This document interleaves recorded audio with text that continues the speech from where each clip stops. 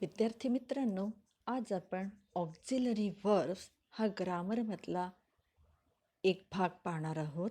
अतिशय सोपा असा हा भाग आहे आणि तुम्हाला इंग्लिश बोलण्यासाठी याचा फार उपयोग होऊ शकतो. आणि हा 8वी 9वी 10वीला याच्यावर प्रश्न येऊ शकतात. ऑक्झिलरी वर्ब ओळखा, अंडरलाईन द ऑक्झिलरी वर्ब, अशा प्रकारचे प्रश्न यावर येऊ शकतात. In English, there are two types of auxiliary verb, primary auxiliaries and modal auxiliaries. The three primary auxiliary verbs are be, have and do. बघा विद्यार्थी मित्रांनो, इंग्रजीमध्ये दोन प्रकारच्या ऑक्झिलरी व्हर्ब्स आहेत. एक प्रायमरी ऑक्झिलरीज आणि दुसरा प्रकारे modal auxiliaries. The three primary auxiliary verbs are. Primary auxiliary verbs 3 आहेत, ते म्हणजे बी, हॅव आणि डू. तसंच अजून क्लिअर होईल तुमची ही संकल्पना. A verb for example be, do or have that is use with a main verb to show tense etcetera or to form questions.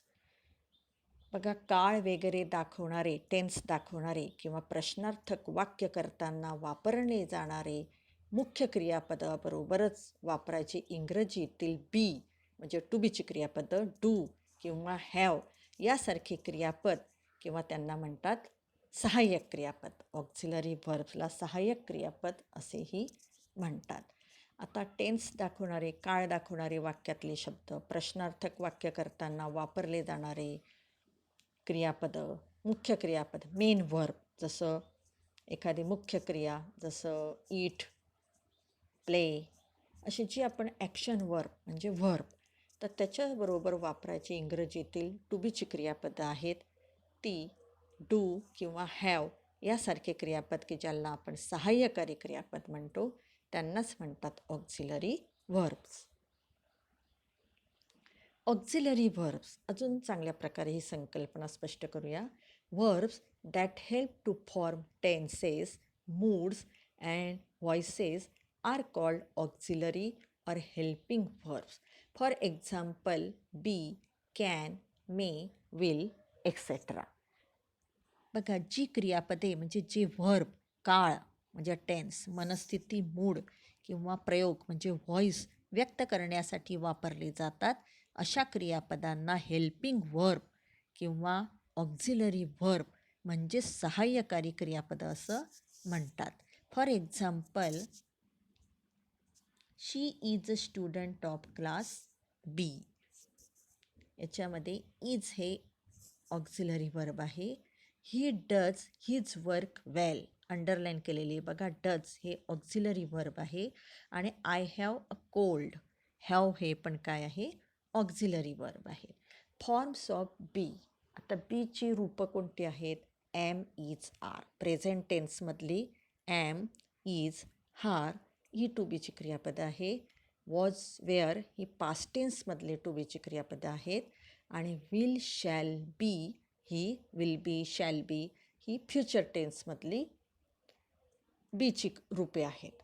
त्याच्यानंतर forms of do, do, does, dead.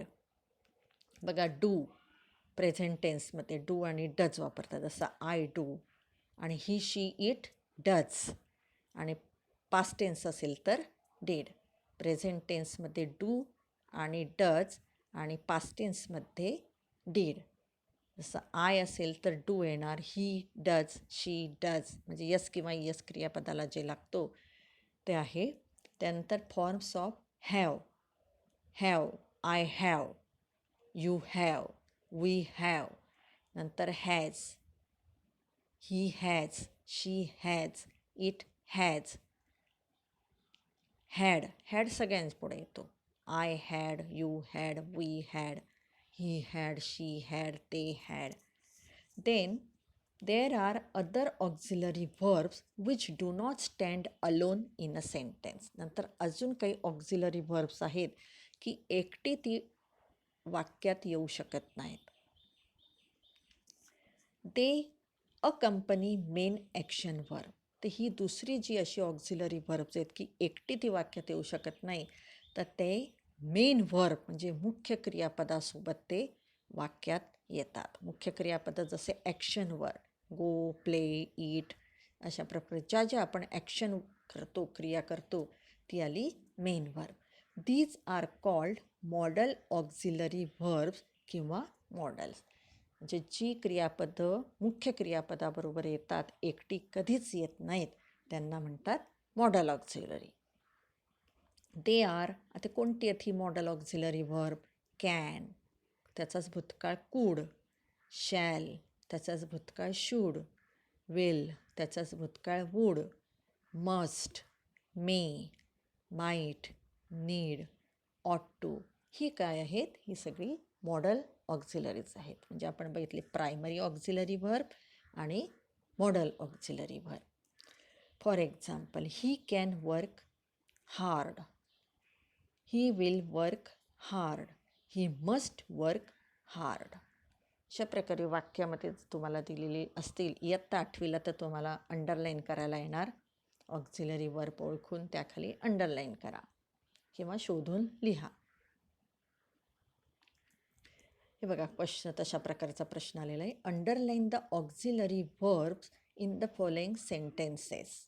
पहिलं, we have a holiday tomorrow. या वाक्यामध्ये underline कोणत्या auxiliary verb खाली करणार? Have. दुसरं sentence आहे, Reena is injured badly. याच्यात आहे इज. त्याच्यानंतर तिसरं sentence, you must wear clean clothes. Must खाली अंडरलाईन येणार. हे ऑक्झिलरी व्हर्ब आहे. Fourth, she should talk politely. Should हे ऑक्झिलरी व्हर्ब आहे चौथ्या सेंटेन्समधलं. Fifth sentence, they did not help me. याच्यात कोणतं आहे? Did. Sixth, a big thorn had pierce the lion's टो.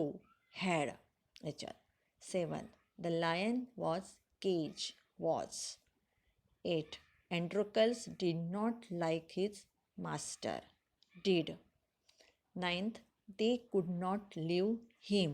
या वाक्यात ऑक्झिलरी वर्ब आहे could.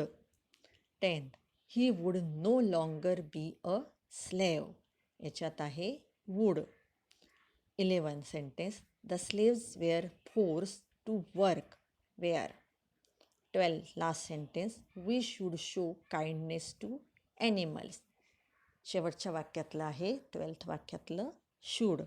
हे काय आहे? या वाक्यात तुम्हाला ऑक्झिलरी वर्ब फक्त अंडरलाईन करायला आलेली आहेत. ती मॉडल ऑक्झिलरीज आहेत का प्रायमरी ऑक्झिलरी आहेत हे ओळखायला आलेलं नाहीत. मात्र प्रायमरी ऑक्झिलरी वर्ब म्हणजे बी टू बीची क्रियापदं am, is, are, was, were, shall, will. आणि मॉडल ऑक्झिलरी आपण आत्ता बघितलेली कॅन, कुड, मे, माईट. नीट परत क्लिअर संकल्पना करूया. बघा विद्यार्थी मित्रांनो, आपण 2-3 वेळा ही संकल्पना क्लिअर करत आहोत की जेणेकरून तुम्हाला ती जास्ती चांगली समजेल. Auxiliary verb help the main verb to describe action. That action happen in the past or is happening in the present or will happen in the future.